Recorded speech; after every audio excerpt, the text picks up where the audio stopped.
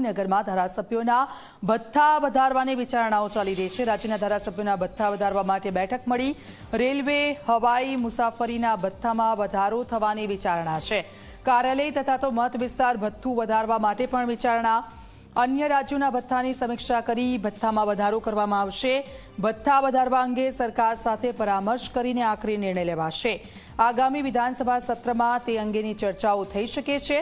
સમિતિ આવનાર દિવસોમાં પણ વધુ બેઠકો કરી શકે છે। તો ભથ્થામાં વધારો કરવામાં આવે। હિતલ પારેખ અમારી સાથે જોડાઈ ગયા છે। હિતલ, ધારાસભ્યોના ભથ્થામાં વધારો થઈ શકે છે અને તેને લઈને ચર્ચાઓ કરવામાં આવી રહી છે।